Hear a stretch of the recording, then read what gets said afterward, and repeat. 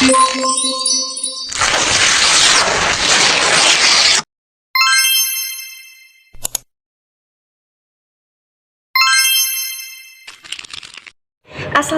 warahmatullahi wabarakatuh. Perkenalkan, nama saya Jan Oktavia Gata. Saya dari 10 Teknik Grafika A. Di sini saya akan menjelaskan hasil kerja saya dengan kelompok saya tentang teori masuknya Islam dan jalur atau saluran Islamisasi. Teori masuknya Islam yang pertama teori Gojorot, yang kedua teori Arab, yang ketiga teori Persia, dan yang keempat teori Cina. Alasan argumentasi teori Gojorot adalah argumentasi didasarkan pada batu nisan makam Maulana Malik Ibrahim di Gresik, Jawa Timur, dan batu nisan makam Sultan Malik Al-Saleh di Samudra Pasai, Aceh yang memiliki bentuk yang sama dengan batu nisan yang terdapat di Kambai Gojorot. Dan yang kedua adalah teori Arab. Alasan argumentasi teori Arab adalah teori baru yang muncul sebagai sanggahan terhadap teori yang lama, yaitu teori Gojorot. Teori Arab berpendapat bahwa Islam masuk ke Indonesia pada abad ke-7 dan pembawaannya berasal dari Arab. Proses Islamisasi dilakukan oleh para musafir atau kaum pengembara yang datang ke kepulauan Indonesia. Kaum ini biasanya mengembara dari satu ke tempat lainnya dengan motivasi hanya pengembangan agama Islam. Yang ketiga adalah teori Persia. Pendapat ini didasarkan pada kebersamaan budaya dan tradisi yang berkembang antara masyarakat Persia dan Indonesia, antara lain tradisi Tabot, kesamaan budaya tradisi yang berkembang antara masyarakat Persia dan Indonesia merayakan 10 Muharram atau Asyura.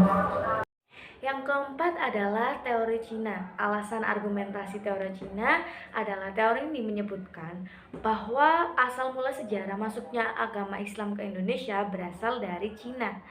Masuknya Islam ke Nusantara juga diyakini bersama dengan banyaknya migrasi orang-orang Cina Muslim ke Asia Tenggara, terutama wilayah Nusantara yang kebanyakan memasuki wilayah Sumatera bagian selatan pada tahun 879 Masehi atau abad ke-9 Masehi.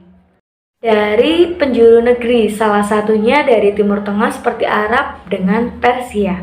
Yang kedua adalah perkawinan. Bukti saluran Islamisasi dari segi ekonomi, saudagar memiliki status sosial lebih baik dari kebanyakan pribumi, sehingga penduduk pribumi tertarik untuk menjadi istri saudagar tersebut. Sebelum menikah, mereka diislamkan terlebih dahulu, dan setelah memiliki keturunan, lingkungan mereka menjadi luas. Akhirnya timbullah kampung atau daerah muslim. Contohnya adanya perkawinan antara muslim dengan anak bangsawan, anak raja, dan anak adipati.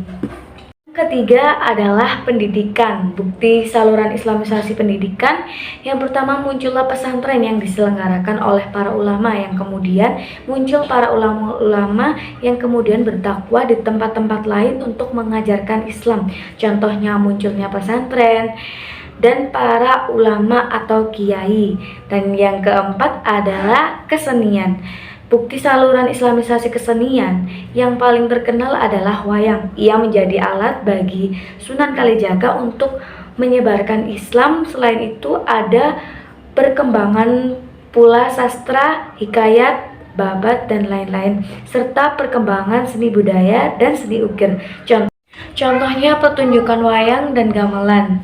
Yang terakhir adalah politik. Pengaruh politik raja sangat mempengaruhi tersebarnya Islam di daerah Sumatera, Jawa, dan Nusa Tenggara demi kepentingan politik kerajaan-kerajaan Islam memerangi kerajaan-kerajaan non-Islam. Kemenangannya banyak menarik penduduk untuk masuk Islam. Contohnya di Maluku dan Sulawesi, kebanyakan rakyat masuk Islam setelah rajanya memeluk Islam terlebih dahulu. Sekian dari saya. Wassalamualaikum warahmatullahi wabarakatuh. Antara masyarakat Indonesia dan Persia merayakan 10 Muharram atau Asyura. Yang keempat adalah contohnya pertunjukan wayang dan gamelan. Yang terakhir adalah politik. Pengaruh politik raja sangat mempengaruhi tersebarnya Islam di daerah Sumatera, Jawa, dan Nusa Tenggara demi kepentingan politik kerajaan-kerajaan Islam memerangi kerajaan-kerajaan non-Islam. Kemenangannya banyak menarik penduduk untuk masuk Islam. Contohnya di Maluku dan Sulawesi kebanyakan rakyat masuk Islam setelah rajanya memeluk Islam terlebih dahulu. Sekian dari saya. Wassalamualaikum warahmatullahi wabarakatuh.